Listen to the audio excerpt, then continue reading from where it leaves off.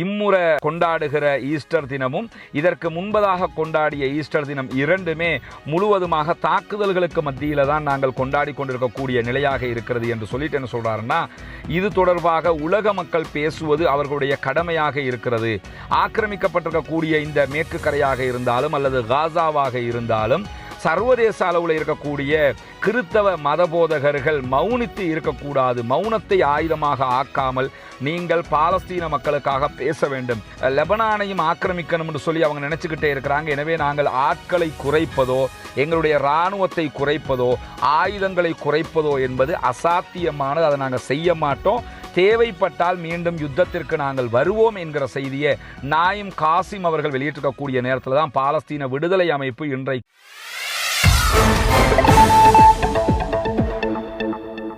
அஸ்ஸலாமு அலைக்கும் வரஹ்மத்துல்லாஹி வபரகாத்துஹு. பேரன்பிற்கினிய சகோதர சகோதரிகளே, நம் அனைவர் மீதும் ஏக இறைவனுடைய அமைதியும் கருணையும் உண்டாகட்டுமாக என்கிற உயரிய பிரார்த்தனைகளோடு பாலஸ்தீனத்தினுடைய காசாவினுடைய நிலை இன்றைக்கு எப்படி இருக்கிறது என்கிற செய்திகளைத்தான் இந்த காணொலியில் நம்ம பார்க்க இருக்கிறோம். இன்றைக்கு காசாவினுடைய தாக்குதல்களை இஸ்ரேலிய ஆக்கிரமிப்பு இராணுவம் ஆரம்பித்து 561 நாட்களாக மாறியிருக்கக்கூடிய இந்த நிலையில தான் பாலஸ்தீனத்தின் மீதான தொடர் தாக்குதல்களை இஸ்ரேல் இன்றைக்கும் மேற்கொள்கிறது. குறிப்பாக காசா மீது அவர்கள் தாக்குதல் நடத்துகிறார்கள். அதே நேரத்தில் வெஸ்ட் பேங்க் என்கிற மேற்கு கரை நகரங்கள் மீது அவர்கள் தாக்குதல்களை நடத்தி கொண்டிருக்கிறார்கள். லெபனான் மீது அவர்கள் தாக்குதல்களை நடத்தி கொண்டிருக்கிறார்கள். அதே நேரத்தில் இஸ்ரேலுக்கு ஆதரவாக பாலஸ்தீனத்திற்கு ஆதரவாக செயல்படக்கூடிய யமனில் இருக்கக்கூடிய அன்சாருல்லா என்கிற ஹூதிகளுடைய இராணுவத்தை நோக்கியும் அவர்கள் தாக்குதல்களை நடத்துகிறார்கள். அந்த தாக்குதல்களை இஸ்ரேலுக்காக யுஎஸ்ஏ முன்னின்று நடத்தி கொண்டிருக்கிற காட்சிகளை நம்ம தொடர்ந்து பார்த்து வருகிறோம். இன்றைய தினமும் யுஎஸ்ஏனுடைய இராணுவம் யமனில் இருக்கக்கூடிய பல பகுதிகள் மீது தாக்குதல்களை நடத்தி இருக்கிறார்கள். இந்த நிலையில தான் இன்றைக்கு இஸ்ரேல் நடத்தி இருக்கக்கூடிய தாக்குதல்கள் மிக அகோரமானதாக மாறி இருக்கிறது. குறிப்பாக இதுவரைக்கும் 52 பேர் கொல்லப்பட்டிருக்கிறார்கள், ஷஹீதாகி இருக்கிறார்கள். காசாவிலே கிட்டத்தட்ட 80+ மக்கள் கடுமையாக படுகாயங்களுக்கு உள்ளாகி இருக்கிறார்கள் என்கிற செய்திகள் வெளியாகி இருக்கக்கூடிய நேரத்தில் இந்த காயப்பட்டிருக்கக்கூடிய மக்களுக்கு மருத்துவ சிகிச்சை அளிப்பதற்குரிய எந்த விதமான மருத்துவ உபகரணங்களும் கிடையாது. மருத்துவமனைகள் எந்த விதமான செயல்பாடுகளையும் செய்ய முடியாத அளவுக்கு தாக்குதலுக்கு உள்ளாகி இருக்கிறது. அதே நேரத்தில் அந்த மக்களுக்கு உணவு இல்லை, தண்ணீர் இல்லை என்கிற நிலையில உணவு, தண்ணீர், மருந்துகளை கொடுக்காமல் அந்த மக்களை கொலை செய்கிற ஒரு காரியத்திலும் இஸ்ரேலிய ஆக்கிரமிப்பு இராணுவம் ஈடுபட்டு வருகிறது என்பதை தொடர்ந்து நம்ம பார்த்து வர்றோம். ஐநாவினுடைய பல முகமைகளும் இது தொடர்பான தங்களுடைய அறிக்கைகளை வெளியிட்டுக் கொண்டே வருகிறார்கள். சர்வதேச நாடுகளும் இதற்குரிய கண்டனங்களை தெரிவித்துக் கொண்டேதான் இருக்கின்றன. இந்த நிலையில தான் இஸ்ரேலியர்களுடைய கிட்டத்தட்ட 52 பணைய கைதிகள் இன்னும் காசாவுக்குள் பாலஸ்தீன விடுதலை போராட்ட இராணுவத்திடத்தில் இருக்கிறார்கள் என்பது நமக்கு தெரியும். இந்த 52 பேர்ல 29 பேர் உயிரோடு இருப்பதாக நம்பப்படுகிறது. மற்றவர்கள் இஸ்ரேலுடைய தாக்குதலிலேயே கொல்லப்பட்டிருக்கலாம் என்றும் நம்பப்படக்கூடிய நேரத்தில் ஏற்கனவே இஸ்ரேல் என்ன பண்ணாங்கன்னு சொன்னா, அமெரிக்கா இஸ்ரேலுடைய போர்சஸை சேர்ந்த ஒருவர் ஏடன் அலெக்சாண்டர் என்கிற ஒருவர் பணைய கைதியாக இருக்கிறார் பாலஸ்தீன விடுதலை அமைப்பிடத்தில். அவரை விடுவிக்க வேண்டும் என்று சொல்லி டொனால்ட் ட்ரம்ப் ஆட்சிக்கு வந்ததிலிருந்து நேரடியான பேச்சுவார்த்தைகளை அமெரிக்காவை மேற்கொண்டிருந்தார்கள். இப்படி நேரடி பேச்சுவார்த்தைகளை அமெரிக்காவை மேற்கொண்டிருந்தும் கூட அந்த பேச்சுவார்த்தைகள் பலனளிக்கவில்லை. Aden Alexander விடுவிக்கப்படவில்லை. ஆனால் 2 நாட்களுக்கு முன்பதாக காசாவினுடைய வடக்கு காசா பகுதிகளில் இஸ்ரேல் நடத்திய தாக்குதல்களில் ஏடன் அலெக்சாண்டரை பணைய கைதியாக வைத்துக் கொண்டிருந்த பாலஸ்தீன விடுதலை அமைப்பினுடைய இராணுவத்தினருக்கும் பாலஸ்தீன விடுதலை அமைப்பின் இராணுவ தலைமையகத்துக்கும் இடையிலான தொடர்புகள் துண்டிக்கப்பட்டிருக்கிறது என்று பாலஸ்தீன விடுதலை அமைப்பு அறிவித்திருந்தார்கள். அவங்க குண்டு தாக்கல் நடத்தி இருக்கிறாங்க. அவங்களுக்கு என்ன ஆனது என்பது எங்களுக்கு தெரியல, ஏடன் அலெக்சாண்டர் உயிரோடு இருக்காரா இல்லையாங்கிறது கூட எங்களுக்கு தெரியல என்று அவர்கள் அறிவித்தல் விடுத்திருந்த நிலையில இன்றைய தினம் பாலஸ்தீன விடுதலை அமைப்பு ஒரு அறிக்கையை வெளியிட்டிருக்கிறாங்க. என்னன்னு சொன்னா, அந்த குறிப்பிட்ட இடத்தில் இஸ்ரேல் நடத்திய தாக்குதல்களில் அந்த ஏடன் அலெக்சாண்டர்ங்கிறவரை பாதுகாப்புக்கு வைத்துக் கொண்டிருந்த பாலஸ்தீன விடுதலை அமைப்பினுடைய உறுப்பினர்களுடைய பாடி ஜனாசா எங்களுக்கு கிடைத்திருக்கிறது. இதே நேரத்தில் ஏடன் அலெக்சாண்டருடைய உடல் இன்னும் எங்களுக்கு கிடைக்கவில்லை. அவருக்கு என்ன நடந்தது என்பதும் எங்களுக்கு தெரியவில்லை என்று சொல்லியிருக்கிறார்கள். ஏடன் அலெக்சாண்டரை கரெக்டா எத்தனை பேர் பாதுகாப்புக்கு நிறுத்தப்பட்டிருந்தாங்கிற செய்திகளை பாலஸ்தீன விடுதலை அமைப்பு வெளியிடல. ஆனா 2 பேருடைய ஜனாசாவை எடுத்திருக்கிறோம். அதுல ஆடன் அலெக்சாண்டர் இல்லைன்னு சொல்லிட்டாங்க. எனவே இதற்கு மேலதிகமானவர்களை அவர்கள் வைத்துக் கொண்டிருந்து அந்த மேலதிகமானவர்களோடு ஆடன் அலெக்சாண்டரும் காணாமல் போயிருக்கிறாரா என்பதும் தெரியவில்லை. அவர்களுடனான எந்த தொடர்பும் எங்களோடு இல்லை என்பதை மிக தெளிவாக அறிவித்திருக்கிறார்கள்.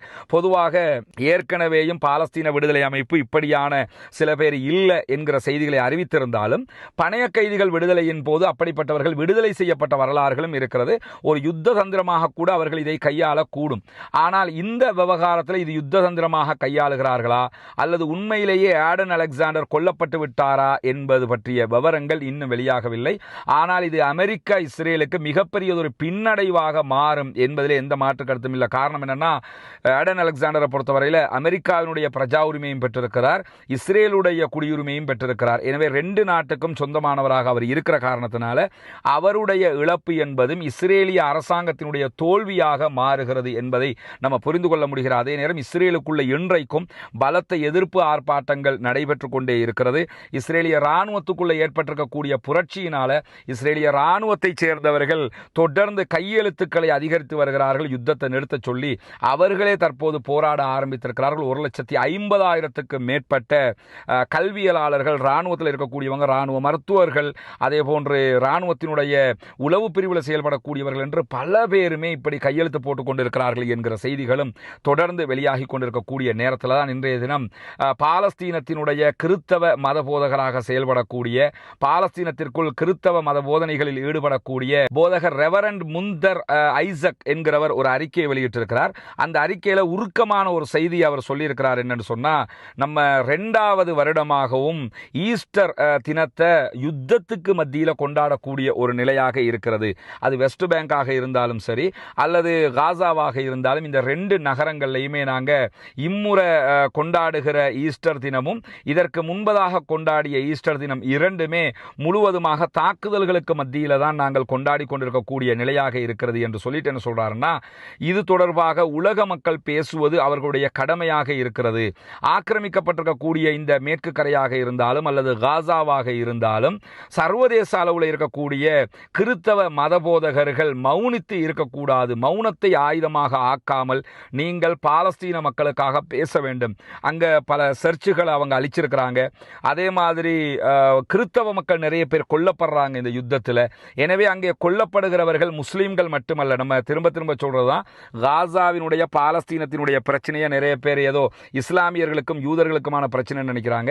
இது இஸ்லாமியர்களுக்கும் யூதர்களுக்குமான பிரச்சனை கிடையாது. பாலஸ்தீன மக்களுக்கும் இஸ்ரேலியர்கள் என்று சொல்லுகிறவர்களுக்கும், அதாவது யூதர்களுக்குமான பிரச்சனையாக இருக்கிறது. எனவே பாலஸ்தீனத்தில் இருக்கக்கூடிய முஸ்லீம்களையும் அவர்கள் கொள்கிறார்கள், யூதர்களையும் கொள்கிறார்கள், கிறித்தவர்களையும் கொள்கிறார்கள், எல்லோரையுமே கொள்கிறார்கள். அந்த அடிப்படையில் தான் கிறித்தவ உலகம் திரும்பி பார்க்க வேண்டும், பாலஸ்தீன மக்களுக்காக குரல் கொடுக்க வேண்டும், அங்கே எங்களுடைய மக்களும் தொடர்ந்து கொல்லப்படுகிறார்கள் என்கிற கோரிக்கையை இன்றைக்கு கிறித்தவ மத போதகர் காசாவில் இருந்து முன்வைத்திருக்கக்கூடிய காட்சியை நம்ம பார்க்க முடிகிறது. அதே நேரத்தில் இன்றைய தினம் ஹிஸ்புல்லாக்கள் ஒரு அறிக்கை வெளியிட்டிருக்கிறாங்க. அதாவது நேற்று வெள்ளிக்கிழமை ஈவினிங் தான் தொலைக்காட்சியில் ஹிஸ்புல்லாக்களுடைய தலைவர் நாயிம் காசிம் வந்து தொலைக்காட்சியில் உரையாற்ற வந்தார் என்று சொன்னால், தொடர்ந்து இஸ்ரேல் என்ன பண்றாங்கன்னா, காசாவுக்கு ஆதரவாக வந்த ஹிஸ்புல்லாக்கள் தங்களுடைய ஆயுதங்களை குறைக்க வேண்டும், உடனடியாக ஆயுதங்களை வைக்கணும் என்று ஒரு கோரிக்கையை வைக்காம ஆயுதங்களை குறைக்கணும் என்கிற ஒரு கோரிக்கையை முன் வச்சு வர்றாங்க.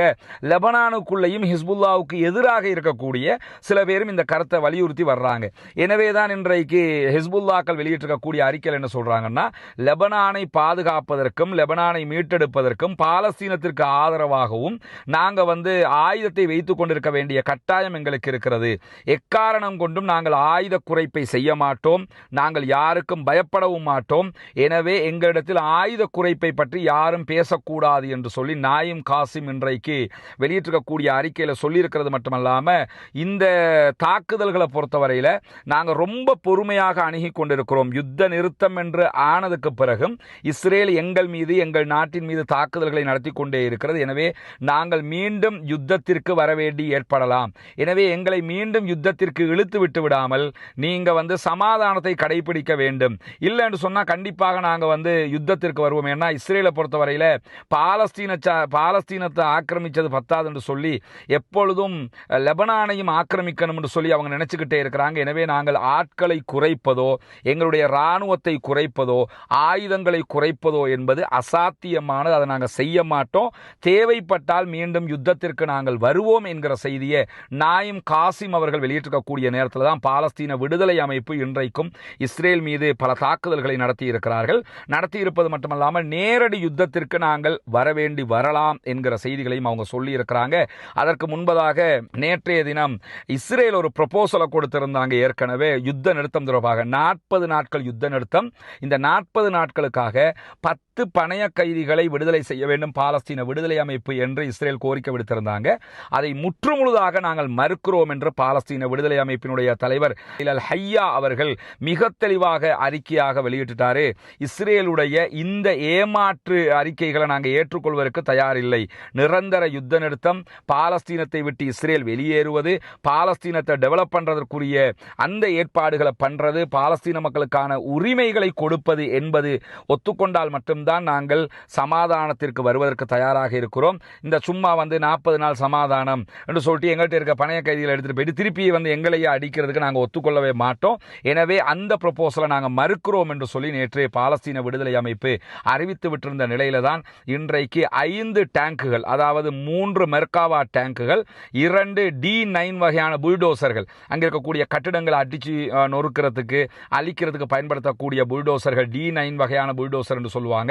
அந்த புல்டோசர்கள்ல 2 புல்டோசர்களும் 3 மெர்காவா டேங்குகளையும் இன்றைக்கு பாலஸ்தீன விடுதலை அமைப்பினர் அளித்திருப்பது மட்டுமல்லாமல் அவங்க வெளியிட்டிருக்கக்கூடிய ஒரு அறிக்கையில் என்ன சொல்றாங்கன்னு சொன்னா, தங்களுடைய படைகள் ஒரு சுரங்க பாதைக்குள்ளாக இஸ்ரேலிய ஆக்கிரமிப்பு ராணுவத்தை உள்ள ஈர்த்ததாகவும், அதாவது நாங்க இங்க தான் நிக்கிறோம் என்று சொல்லி அவங்களை தாக்குறதுக்கு உள்ள எடுக்கிற மாதிரி உள்ள எடுத்தோம். அதற்குள் அவர்களுடைய படை உள்ளே வந்ததற்கு பிறகு அந்த சுரங்க பாதையை வெடிக்க செய்து பலரை நாங்கள் கொன்றிருக்கிறோம் என்கிற செய்தியை சொல்லியிருக்கிறாங்க. அந்த சுரங்கப்பாதை வலையமைப்புக்குள்ள எத்தனை பேர் கொல்லப்பட்டிருக்கிறாங்க என்கிற செய்திகள் இன்னும் வெளியே வரல. இன்னும் சொல்ல போனா இஸ்ரேல் இப்படி ஒரு தாக்குதல் நடத்தப்பட்டதையே இன்னும் ஒப்புக்கொள்ளவில்லை. கிட்டத்தட்ட ஒரு சுரங்கப்பாதை வலையமைப்புக்குள்ள ஒரு படைப்பிரிவு அவங்க எடுக்கிறாங்கன்னா குறைஞ்சது ஒரு பட்டாலியன்ல 20 பேராவது இருப்பாங்க. எனவே 20 பேராவது அதில் கொல்லப்பட்டிருக்க வேண்டும் என்பதை நம்ம புரிஞ்சு கொள்ள முடிகிறது. ஆனா கரெக்டா எத்தனை பேர் கொல்லப்பட்டாங்கிறத பாலஸ்தீன விடுதலை அமைப்பு வெளியிடவில்லை. இஸ்ரேல் இதுவரைக்கும் அப்படி ஒரு தாக்குதலே நடந்தது என்பதை கூட அவர்கள் ஒப்புக்கொள்ளவில்லை. எனவே இன்றைக்கு 3 மெர்காவா டேங்குகள், 2 D9 வகையான புல்டோசர்கள், அதே போன்று ஒரு இஸ்ரேலிய படைப்பிரிவு மொத்தமாக அளிக்கப்பட்டிருக்கிறது என்கிற செய்திகள் வெளியாகி இருக்கக்கூடிய இந்த நேரத்தில் நமக்கு தெரியும், பாலஸ்தீனத்திற்கு ஆதரவாக செயல்படக்கூடிய யமன் மீது அமெரிக்கா தாக்குதல்களை தொடர்ந்து நடத்துகிறது. அந்த அடிப்படையில் யமன் மீது அவர்கள் தொடர்ந்து 2 நாட்கள் நடத்தக்கூடிய இந்த தாக்குதல்களை 80க்கு மேற்பட்ட சகோதரர்கள் கொல்லப்பட்டிருக்கிறார்கள் பொதுமக்கள். அதே நேரத்தில் 150க்கு மேற்பட்டவர்கள் படுகாயம் அடைந்திருக்கிறார்கள் என்கிற செய்திகள் வெளியாகி இருக்கக்கூடிய நேரத்தில் தான் இன்றைக்கு இஸ்ரேல் ஒரு அறிக்கை வெளியிட்டிருக்கிறாங்க. அமெரிக்காவிடத்தில் ஈரானுடைய நியூக்ளியர் அணு ஆயுத தயாரிப்பு நிலையங்கள் மீது தாக்குதல் நடத்துவதற்கு நாங்கள் அனுமதி கேட்டிருந்தோம். அமெரிக்கா அதற்கு எங்களுக்கு அனுமதி மறுத்திருக்கிறது. இருந்தாலும் நாங்கள் ஒரு வரையறுக்கப்பட்ட தாக்குதல், ஒரு குறிப்பிட்ட ஏரியாவுக்கு உண்டான தாக்குதலை நடத்துவதற்கு தயாராக இருக்கிறோம் என்று அறிவிச்சிருக்கிறாங்க. பொதுவாக ஏற்கனவே 2 வாட்டி இந்த மாதிரி அறப்படிச்ச வேலை செய்ய போய் இஸ்ரேல் ஈரான்ட்ட வாங்கி கட்டியிருக்கிறாங்கிறது தெரியும். அதனால தான் அமெரிக்கா காரனே சொல்றான், திரும்ப போய் வாங்கி கட்டிக்கிறாத, பொத்திக்கிட்டு இரின்னு சொல்லிக்கிட்டு இருக்கிறாங்க. ஆனால் அதை மீறி இல்லை நாங்கள் தாக்குதல் நடத்துவோம்னு நிற்கிறாங்க. அப்படி தாக்குதல் நடத்தப்பட்டால் அதை எப்படி எதிர்கொள்ள வேண்டும் என்பது எங்களுக்கு தெரியும் என்று சொல்லி மிக தெளிவாக ஈரானுடைய வெளியுறவு அமைச்சர் அப்பாஸ் அராச்சி அறிவித்திருக்கக்கூடிய செய்திகளும் வெளியாகி இருக்கக்கூடிய நேரத்தில் இன்றைக்கு அப்பாஸ் அராச்சி அவர்கள் ரோம் நகருக்கு சென்றடைந்திருக்கிறார்.